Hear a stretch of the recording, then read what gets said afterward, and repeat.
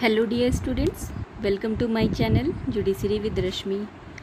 आज की वीडियो में हम भारतीय दंड संहिता 1860 के अध्याय 16 में सेक्शन 359 और उससे आगे के सेक्शंस के बारे में पढ़ने वाले हैं।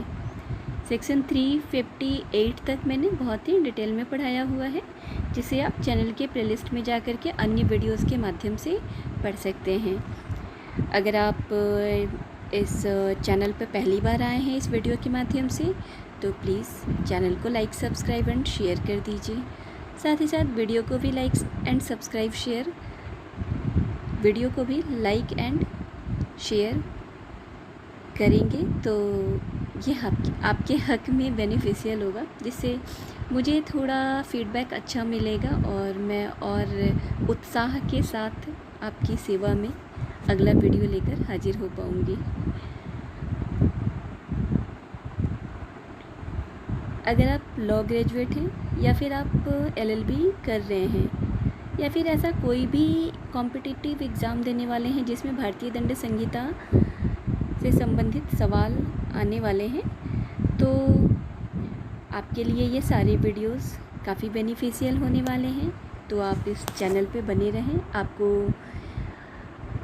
हर सब्जेक्ट के जितने भी लॉ सब्जेक्ट से बेयर एक्ट्स होते हैं, वो सभी chapter wise and section wise आपको पढ़ने को यहाँ पे मिलेंगे।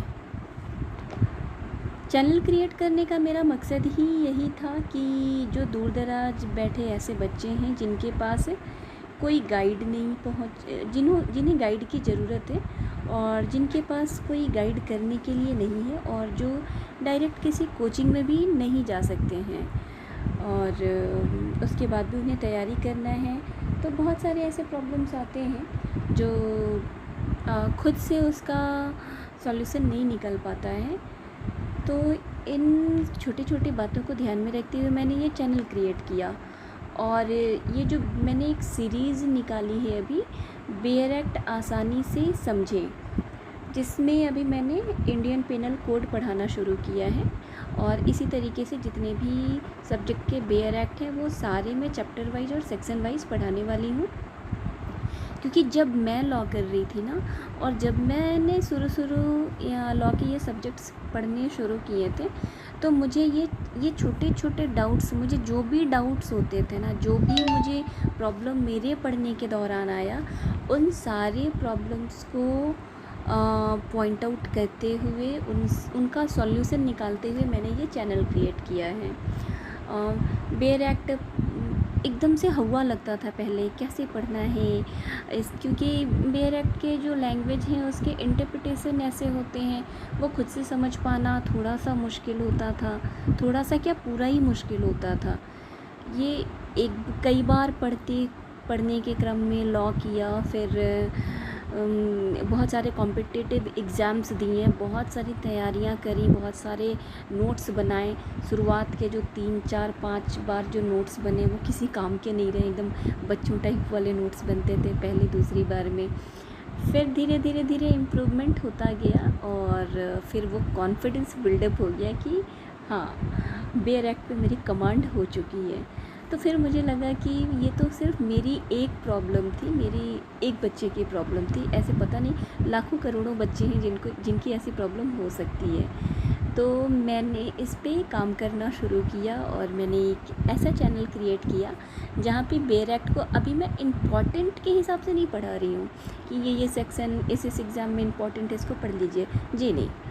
पहले तो बेयर एक्ट का थोरो रीडिंग बहुत ज़रूरी है और सारे सेक्शंस आपको एक बार पढ़ने ही चाहिए। अगर आप कई बार पढ़ चुके हैं, अगर आप ऐसे स्टूडेंट हैं जो मेरी वीडियो पे आए हैं जिनका बहुत सारे सेक्शन पे ऑलरेडी कमांड है और जो बहुत सारे कॉम्पिटिटिव एग्ज़ाम्स ऑलरेडी दे चुके हैं, तो फिर भी आप अपने रिवीजन के लिए मैं कहूँगी कि सारे वीडियोस एक बार ज़रूर देखिए और एक बार अपने नोट्स उस फॉर्मेट में लिखिए जैसे मैं पढ़ा रही हूँ। और एक बार जब आपका अपना हैंड रिटन नोट्स तैयार हो जाएगा, तो फिर आप उसको कई बार 3 बार 4 बार 5 बार रिवीजन करिए, फिर आप देखिए कि आपको बहुत सारे सेक्शंस और सेक्शंस में लिखी हुई बातें बिल्कुल याद होती जा रही हैं और समझ में आता जा रहा है। तो आप इन बातों को ध्यान में रख कर के वीडियो के माध्यम से अपना नोट्स बनाइए और लाभ लीजिए, और मुझे भी लाभ दीजिए, मतलब कि लाइक एंड शेयर कीजिए, जिससे मेरा हौसला और बढ़ेगा, मुझे हौसले बढ़ने का लाभ मिलेगा और मैं और ज़्यादा उत्साह के साथ आपकी सेवा में ऐसे टॉपिक्स लेके आती रहूँगी। बहरहाल हम 358 सेक्शंस तक पिछले वीडियोस में पढ़ चुके हैं। आज के वीडियो में हम 359 सेक्शन और उससे आगे के सेक्शंस के बारे में पढ़ने वाले हैं, जो कि व्यपहरण, अपहरण, दासत्व और बलात् श्रम के विषय में बात करता है। सेक्शन 359 में व्यपहरण अर्थात किडनैपिंग, व्यपहरण का मतलब हो गया किडनैपिंग, इसका इंग्लिश वर्जन है। तो किडनैपिंग जो है वो 2 किस्म का होता है, एक भारत में से व्यपहरण और दूसरा विधि पूर्ण संरक्षकता में से व्यपहरण। आपको पैराग्राफ को अपनी इस तरीके से हाईलाइट भी करना है। तो सेक्शन 359 के अनुसार व्यपहरण 2 किस्म का हो गया, भारत में से व्यपहरण और विधिपूर्ण संरक्षकता में से व्यपहरण। इससे पहले कि हम चैनल में वीडियो में आगे की तरफ बढ़ें, ये जान लेना आवश्यक है कि ये जो भारतीय दंड संहिता का अध्याय 16 हम पढ़ रहे हैं, जिसमें धारा 359, धारा 360, धारा 361 और धारा 363, इन धाराओं में व्यपहरण के बारे में प्रावधान किया गया है। आप यहाँ पे साइड में 359 के बगल में नोट कर लीजिए ये सारे सेक्शंस कि धारा 359, सेक्शन 360, सेक्शन 361 और सेक्शन 363, इनमें व्यपहरण के बारे में प्रावधान किया गया है।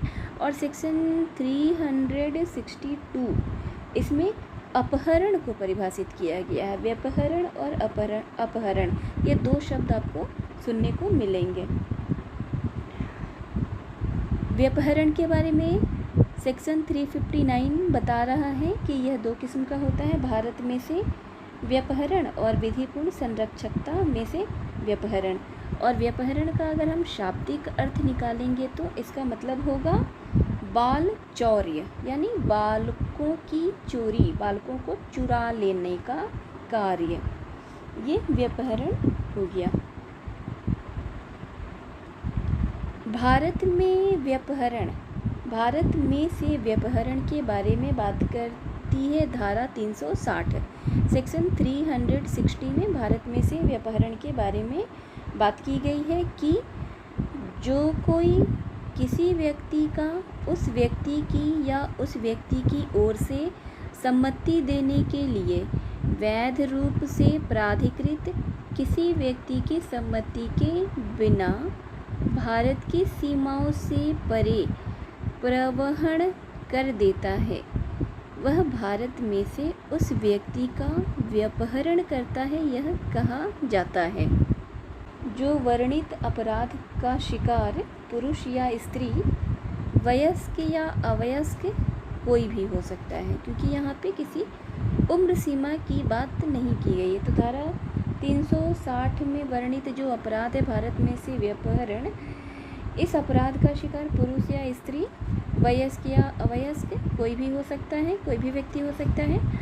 और इसके तो धारा 360 में हमने भारत में से व्यपहरण के बारे में जितना भी जाना, तो इसमें परिभाषित अपराध किसी भी नैसर्गिक व्यक्ति के विरुद्ध कारित किया जाता है, यह बात समझ में आ गई। और पीड़ित का आयु, लिंग या उसकी मानसिक सक्षमता से कोई मतलब नहीं है। मतलब जो भी पीड़ित व्यक्ति होगा, जो भी व्यपहरित व्यक्ति होगा, उसकी आयु, उसका लिंग, उसकी मानसिक सक्षमता, ये विचारणीय बातें नहीं होंगी।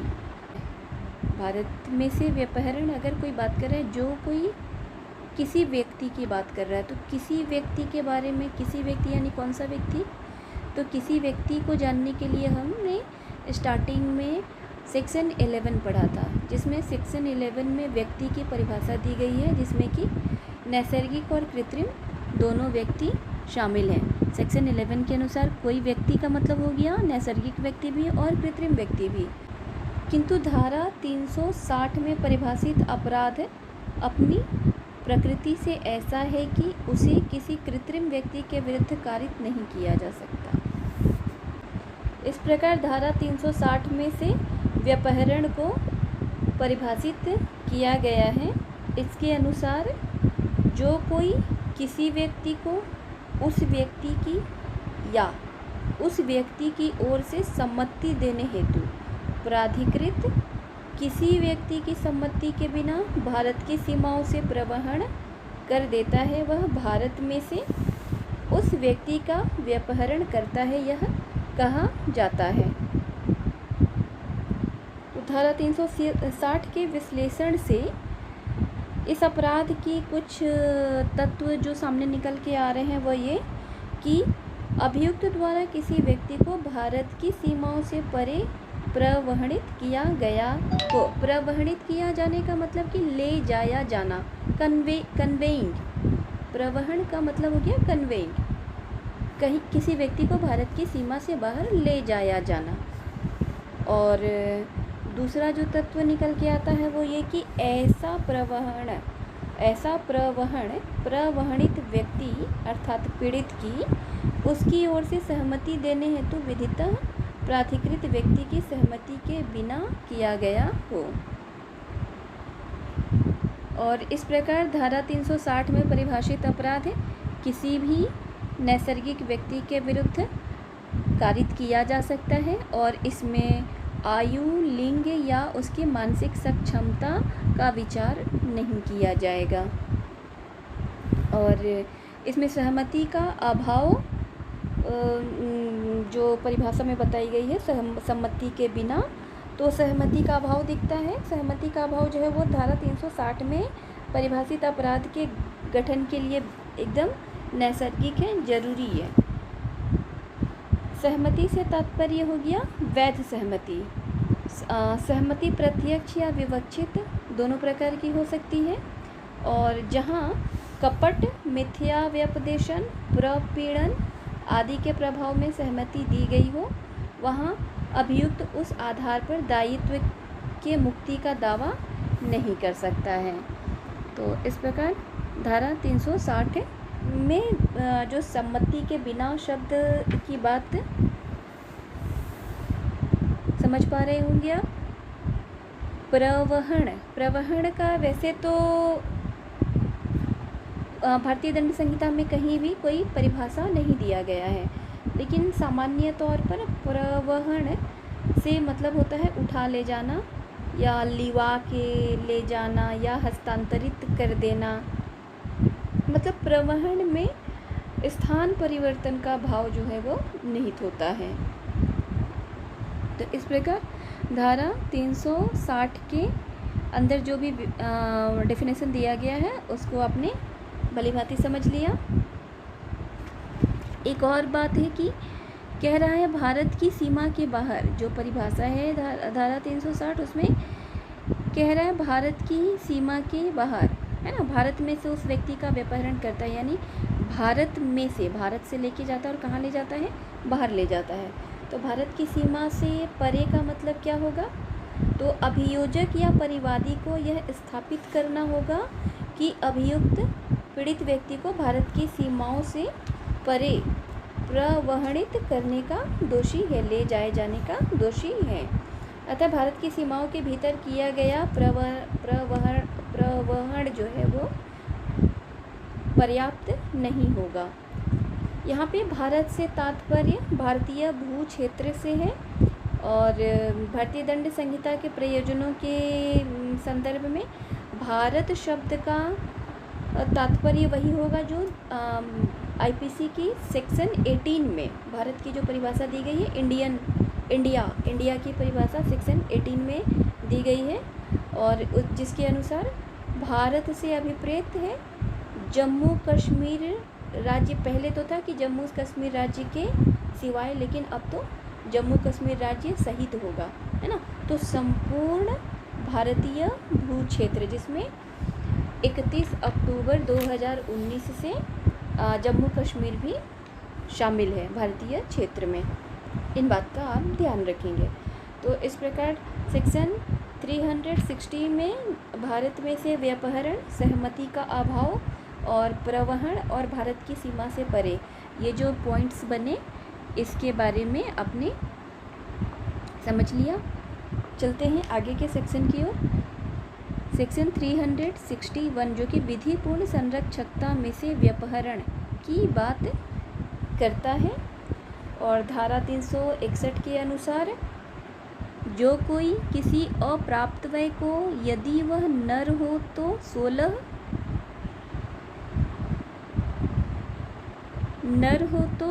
16 वर्ष से कम आयु वाले को, या यदि वह नारी हो तो 18 वर्ष से कम आयु वाली को, यानी अगर मेल है तो 16 वर्ष से कम का होना चाहिए, और अगर फीमेल है तो 18 वर्ष से कम की होनी चाहिए, उसे अप्राप्तवय माना जाएगा। तो ऐसे किसी अप्राप्तवय को, किसी विकृत चित्त व्यक्ति को, ऐसे अप्राप्तवय या विकृत चित्त व्यक्ति के विधिपूर्ण संरक्षक की संरक्षकता में से, कि वो किसी की संरक्षकता में है, उस संरक्षकता में से ऐसे संरक्षक की सम्मति के बिना ले जाता है या बहला बहका के ले जाता है, वह ऐसे अप्राप्तवय या ऐसे व्यक्ति का विधिपूर्ण संरक्षकता में से व्यापहरण करता है, यह माना जाएगा। धारा 361 के प्रयोजन हेतु विधिपूर्ण संरक्षक के अंतर्गत ऐसा व्यक्ति आता है जिस पर अप्राप्तवय या चित्त विकृत व्यक्ति की देखरेख या अभिरक्षा का दायित्व विधितः न्यस्त किया गया है। और ले जाता है, बहका ले जाता है का मतलब हो गया कि अभियोजन को प्रथमतः यह सिद्ध करना होगा कि अभियुक्त अवयस्क को या विकृत चित्त व्यक्ति को ले गया या बहका के ले गया। और ले जाने का वैसे तो कोई स्पष्ट अर्थ भारतीय दंड संहिता में नहीं है, लेकिन सामान्यतः ले जाने का मतलब हो गया कि जाने हेतु प्रेरित करना या आधिपत्य ग्रहण कर लेना उस पर, और या फिर संरक्षण प्रदान करना। और ले जाने हेतु बल प्रयोग आवश्यक नहीं है इस धारा के अनुसार।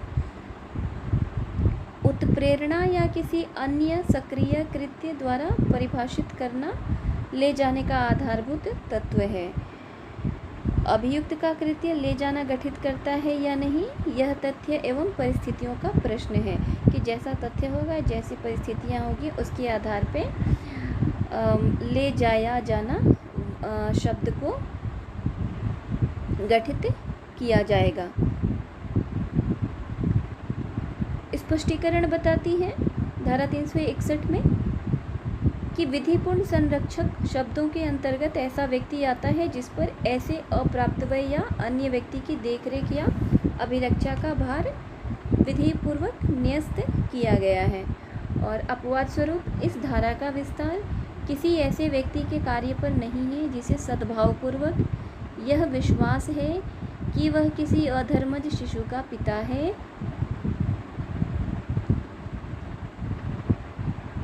या जिसे सद्भावपूर्वक यह विश्वास है कि वह ऐसे शिशु की विधिपूर्ण अभिरक्षा का हकदार है, जब तक कि ऐसा कार्य दुराचारी या विधि विरुद्ध प्रयोजन के लिए न किया जाए।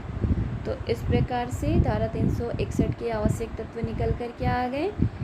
जो भी लेता है या प्रलोभन देता है तो वो कैसे व्यक्ति को ले जाएगा या कैसे व्यक्ति को प्रलोभन देगा, उसे जो कि अवयस्क पुरुष है अर्थात 16 वर्ष से कम आयु का है, और अवयस्क महिला अर्थात 18 वर्ष से कम आयु की है, या फिर कोई विकृत चित्त का व्यक्ति है जिसे देख रेख से बाहर एवं विधिपूर्ण संरक्षक की सहमति के बिना ले जाया जाता है।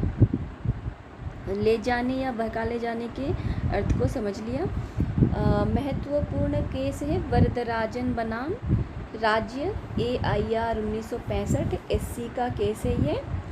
इसमें मैटर ये था कि एक शिक्षित तथा परिपक्व लड़की जो कि वयस्कता के अत्यधिक निकट थी, उस लड़की ने अभियुक्त से टेलीफोन पर संपर्क किया। उसने अभियुक्त को एक निश्चित स्थान पर कार लेकर आने के लिए कहा। कुछ समय पश्चात वह वहां पहुंच गई तथा वह स्वेच्छा से कार में बैठ गई। अभियुक्त उसे कई स्थानों पर ले गया। वे विवाह निबंधक के कार्यालय जाकर दोनों ने अपना विवाह पंजीकृत कराया। वे पति पत्नी के रूप में रहने लगे। अभियुक्त द्वारा बल प्रयोग या उत्प्रेरणा का कोई साक्ष्य अभिलेख पर उपलब्ध नहीं था। तथ्य एवं परिस्थितियां यह इंगित कर रही थीं कि स्वयं पीड़ित लड़की ने विवाह के लिए हठ किया था। और यहाँ पर यह अभी निर्धारित किया गया इस वाद में कि किसी अवयस्क को ले जाना तथा उसे अपने साथ चलने की अनुमति देना भिन्न है। ये दोनों जो है वो समानार्थी नहीं हैं। तो यहाँ पर अभियुक्त उसे उसके विधिपूर्ण संरक्षक के संरक्षकता से ले गया या बहका के ले गया, ऐसा नहीं समझा जाएगा। इसे वरदराजन बनाम राज्य AIR के वाद में अभिनिर्धारित किया गया था।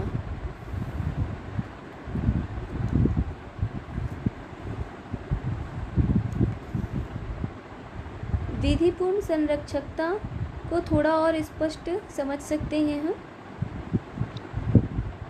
कि ऐसा व्यक्ति जो अवयस्क या पागल है विधिपूर्ण संरक्षकता में न हो के विरुद्ध धारा 361 में परिभाषित अपराध कारित नहीं किया जा सकता है। और विधिपूर्ण संरक्षकता से तात्पर्य नैसर्गिक संरक्षक, न्यायालय द्वारा नियुक्त संरक्षक या वसीयती संरक्षक से है।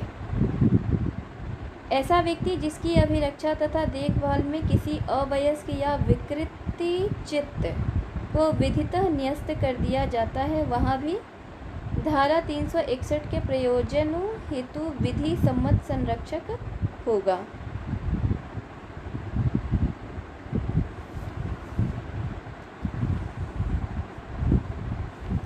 एक करण सिंह का वाद है धारा 361 से ही संबंधित, जिसमें पीड़ित महिला जो है वह 16 वर्ष से कम आयु तथा विवाहित थी, अपनी सौतेली माँ से असंतुष्ट थी। वह अपने पति का घर छोड़कर अपने मामा के यहाँ चल पड़ी। मार्ग में अभियुक्त ने उसे अपने साथ चलने के लिए उत्प्रेरित किया। धोखा देकर अभियुक्त उसे अपने भाई के यहाँ ले गया और पीड़ित लड़की से अभियुक्त ने विवाह का प्रस्ताव रखा। पीड़ित ने अभियुक्त को अपने बारे में विस्तार से बताया। अभियुक्त डरकर भाग गया। अभियुक्त का भाई पीड़ित लड़की को थाने ले गया और विचारणीय प्रश्न यह था कि क्या अभियुक्त धारा 361 में परिभाषित अपराध का दोषी था। तो यहाँ पे यह अभी निर्धारित किया गया कि अभियुक्त दोषी था, क्योंकि स्वेच्छा से गृह त्याग देने मात्र से यह नहीं कहा जा सकता कि वह अपने पति की विधि सम्मत संरक्षकता खो चुकी थी। अभियुक्त का भाई दोषी नहीं ठहराया गया क्योंकि वह सामान्य आशय के अग्रसर में कार्यरत नहीं था।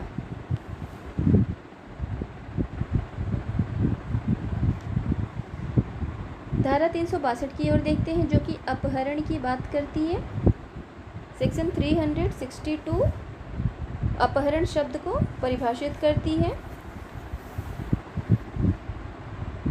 जो कोई किसी व्यक्ति को किसी स्थान से जाने के लिए बल द्वारा विवश करता है या किन्हीं प्रवंचनापूर्ण उपायों द्वारा उत्प्रेरित करता है, वह उस व्यक्ति का अपहरण करता है, यह कहा जाता है। तो परिभाषा के अनुसार जो आवश्यक तत्व निकल कर आ रहे हैं वो ये कि बलपूर्वक बाध्यता या कपटपूर्ण माध्यम से प्रलोभन किसी व्यक्ति को किसी स्थान से जाने के लिए होना चाहिए। तो धारा 362 के अनुसार जो कोई बलपूर्वक या प्रवंचनापूर्ण साधनों द्वारा किसी व्यक्ति को किसी स्थान से जाने हेतु बाध्य करता है या उत्प्रेरित करता है तो वह उस व्यक्ति का अपहरण करता है, यह कहा जाता है। अतः अपहरण किसी व्यक्ति को किसी स्थान से ले जाने के लिए बाध्य करने या उत्प्रेरित करने से गठित होता है, यह स्पष्ट हो रहा है सेक्शन 362 में दी गई परिभाषा से। यह आवश्यक है कि बाध्यता जो है वह बलपूर्वक रही हो या उत्प्रेरणा प्रवंचनापूर्ण साधनों से की गई हो। अपहरण धारा 362 में परिभाषित स्वयं कोई अपराध नहीं है। वस्तुतः अपहरण एक सहायक कृत्य है। इसे आप ऐसे समझ सकते हैं कि अपहरण एक सहायक कृत्य है, यह स्वयं में अपराध नहीं है, क्योंकि अपहरण का अपराध तभी होगा जबकि वह आपराधिक आशय से किया गया हो। आप ये समझ पाए होंगे कि धारा 362 के अनुसार अपहरण जो है वह मूल अपराध नहीं है, अपितु एक सहायक कार्य है जो स्वतः दंडनीय नहीं है, क्योंकि अपहरण तभी आपराधिक होता है जब इसे किसी आपराधिक आशय से किया गया हो। अपहरण में बल या छल का प्रयोग किया जाना आवश्यक है। गुरुचरण बनाम राज्य AIR इस वाद में बताया गया कि अभियुक्त ने एक अप्राप्तवय बालिका को पिस्तौल द्वारा धमकाकर अपने साथ ले जाने के लिए उत्प्रेरित किया। यह कार्य अपहरण होगा क्योंकि बल द्वारा विवश किए जाने का तत्व इस घटना में विद्यमान है। एक रमा देवी बनाम स्टेट AIR 1955 SC का वाद है, आप इसे नोट डाउन कर लेंगे। रमा देवी बनाम स्टेट AIR 1955 SC। इस वाद में कहा गया कि व्यपहरित व्यक्ति की आयु को साबित करने का भार अभियोजन पक्ष पर होता है। एक फूला बनाम स्टेट ऑफ राजस्थान का वाद है, इसे आप नोट डाउन कर सकते हैं। फूला बनाम स्टेट ऑफ राजस्थान 1979 का वाद है ये। इसमें कहा गया कि किसी लड़की को उसके ससुर के घर से झूठा बहाना बनाकर फुसलाकर प्रवंचनापूर्ण होने से अपहरण की परिधि में आता है। मतलब इस प्रकार से अगर कोई उसे बहला फुसला कर ले जाता है तो इसे अपहरण की परिधि में रखा जाएगा।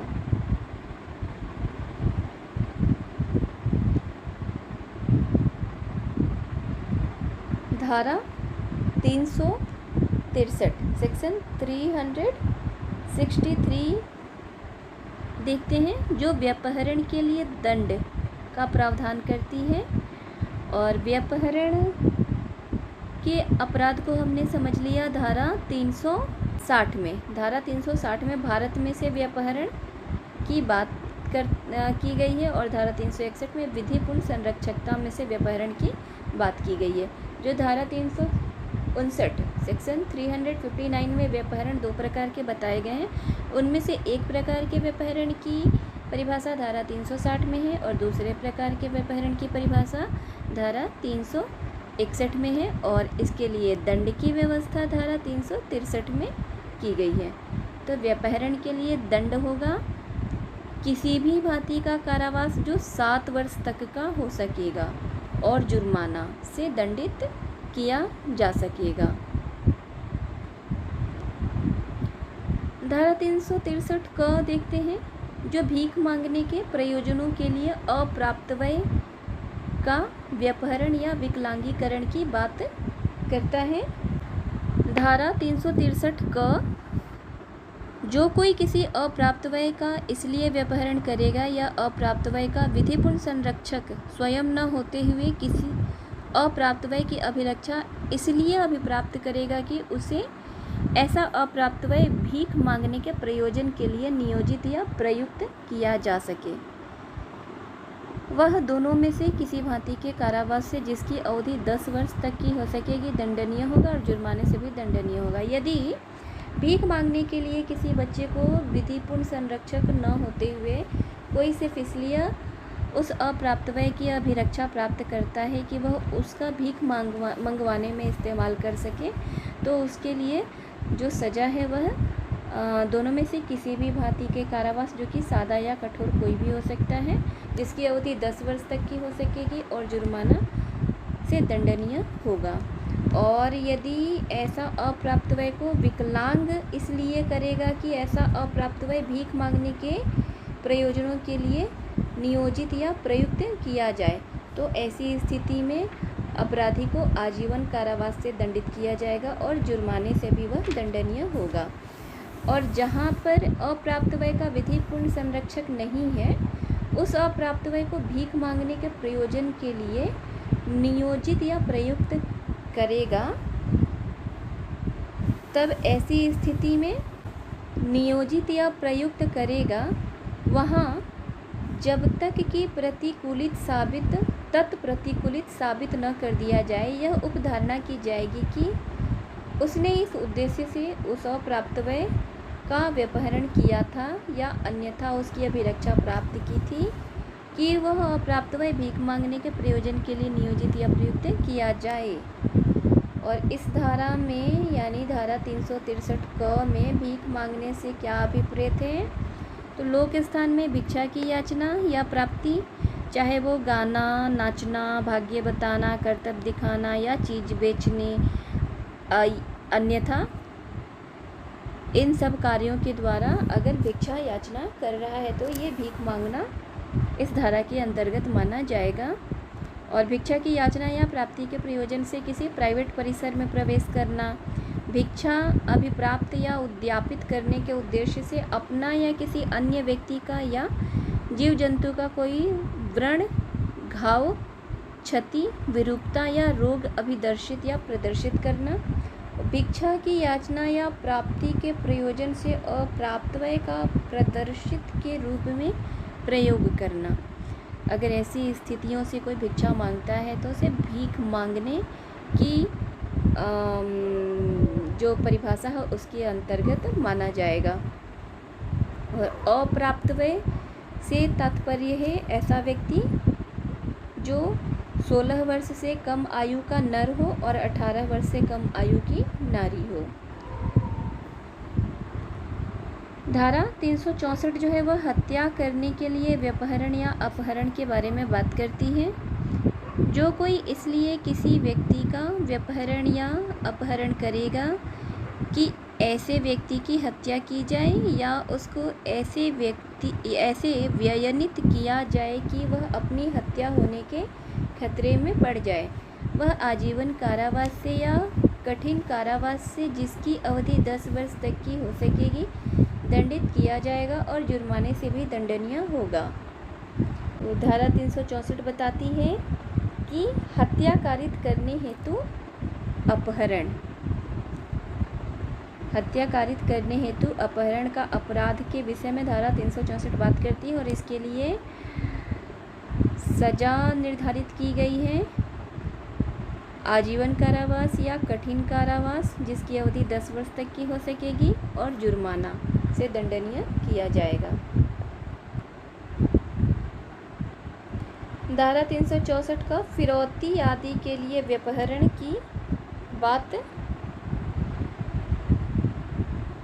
करता है। जो कोई इसलिए किसी व्यक्ति का व्यपहरण या अपहरण करेगा या ऐसे व्यपहरण या अपहरण के पश्चात ऐसे व्यक्ति को निरोध में रखेगा और ऐसे व्यक्ति की मृत्यु या उसकी उपहति कारित करने की धमकी देगा या अपने आचरण से ऐसी युक्त आशंका पैदा करेगा कि ऐसे व्यक्ति की मृत्यु हो सकती है या उसको उपहति की जा सकती है, या ऐसे व्यक्ति को उपहति या उसकी मृत्यु कारित करेगा जिससे कि सरकार या किसी विदेशी राज्य या अंतर्राष्ट्रीय अंतर सरकारी संगठन या किसी अन्य व्यक्ति को किसी कार्य को करने या करने से प्रवृत्त रहने के लिए या फिरौती देने के लिए विवश किया जाए। तो ऐसे जो फिरौती के लिए अपहरण या व्यपहरण का अपराध किया जाएगा उसके लिए मृत्यु या आजीवन कारावास से दंडित किया जाएगा, मृत्यु दंड से दंडित किया जाएगा या आजीवन कारावास से दंडित किया जाएगा और जुर्माने से भी वह अपराधी दंडनीय होगा। धारा 365 जो किसी व्यक्ति को गोपनीय ढंग से तथा सदोषतः परिरुद्ध करने हेतु अपहरण के अपराध के बारे में बात कर रहा है। धारा 365 किसी व्यक्ति का गुप्त रीति से या सदोष परिरोध करने के आशय से व्यपहरण या अपहरण और ऐसे अपराध के लिए 7 वर्ष तक की अवधि का कारावास और जुर्माना से दंडनीय होगा। धारा 366 विवाह आदि के करने को विवश करने के लिए किसी स्त्री को अपहरित करना या उत्प्रेरित करना। तो किसी महिला को विवाह आदि करने हेतु विवश करने हेतु यदि अपहरण व्यपहरण का अपराध किया जा रहा है तो उसके लिए धारा 366 इस अपराध के विषय में बात करती है और इसके लिए दोनों में से किसी भी भांति के कारावास से जिसकी अवधि 10 वर्ष तक की हो सकेगी से दंडित किया जाएगा। धारा 366 का जो अप्राप्त वय लड़की का उपापन जो कोई 18 वर्ष से कम आयु की अप्राप्त वय लड़की को अन्य व्यक्ति से अयुक्त संबंध स्थापित करने के लिए विवश या विलुब्ध करने के आशय से या एतद द्वारा विवश या विलुब्ध किया जाएगा। तो ऐसी स्थिति में उस ऐसे अपराधी को 10 वर्ष तक के कारावास से और जुर्माने से दंडनीय किया जा सकेगा। गुलाबी मोची बनाम स्टेट ऑफ बिहार का केस है यह। अपहरण के मामले में केवल पीड़िता की आयु साबित करने के लिए विद्यालय के प्रवेश रजिस्टर को पेश न करना अभियोजन मामले के लिए घातक नहीं होगा। धारा 366 का यह विदेश से लड़की का आयात करना जैसे अपराध के विषय में बात करती है कि 21 वर्ष से कम आयु की किसी लड़की को, ये याद रखना है, विदेश से अगर आयात करने का अपराध है तो उसमें आयु 21 वर्ष से कम की होनी चाहिए। 21 वर्ष से कम आयु की किसी लड़की को भारत से बाहर के किसी देश से उसे किसी अन्य व्यक्ति से अयुक्त संभोग करने के लिए विवश या विलुब्ध करने के आशय से या एतद द्वारा यह विवश या विलुब्ध की जाएगी, यह संभाव्य जानते हुए करेगा तो वह कारावास से जिसकी अवधि 10 वर्ष तक की हो सकेगी दंडित किया जाएगा और जुर्माने से भी दंडनीय होगा। धारा 367 व्यक्ति को घोर उपहति दासत्व आदि का विषय बनाने के उद्देश्य से व्यपहरण या अपहरण करने के अपराध के बारे में बात करती है। जो कोई किसी व्यक्ति का व्यपहरण या अपहरण इसलिए करेगा कि उसे घोर उपहति या दासत्व का या किसी व्यक्ति की प्रकृति विरुद्ध कामवासना का विषय बनाया जाए या बनाए जाने के खतरे में वह जैसे पड़ सकता है वैसे उसे व्ययनित किया जाए या यह संभाव्य जानते हुए करेगा कि ऐसे व्यक्ति को उपयुक्त बातों का विषय बनाया जाएगा या उपयुक्त रूप से व्ययनित किया जाएगा, वह दोनों में से किसी भांति के कारावास से जिसकी अवधि 10 वर्ष तक की हो सकेगी दंडित किया जाएगा और जुर्माने से भी दंडनीय होगा। तो धारा 367 जो है वह किसी व्यक्ति को घोर उपहति या दासता के अध्यधीन अपहरण करने के अपराध के विषय में बात करती है और इसके लिए 10 वर्ष तक की अवधि का कारावास और जुर्माना से दंडनीय होगा। धारा 368 व्यपहरित या अपहरित व्यक्ति को सदोष छिपाना या परिरोध में रखना। जो कोई यह जानते हुए कि कोई व्यक्ति व्यपहरित या अपहरित किया गया है, ऐसे व्यक्ति को सदोष छिपाएगा या परिरोध में रखेगा, वह उसी प्रकार दंडित किया जाएगा मानो उसने उसी आशय या ज्ञान या प्रयोजन से ऐसे व्यक्ति का व्यपहरण या अपहरण किया हो जिससे उसने ऐसे व्यक्ति को छिपाया या परिरोध में निरुद्ध रखा हो।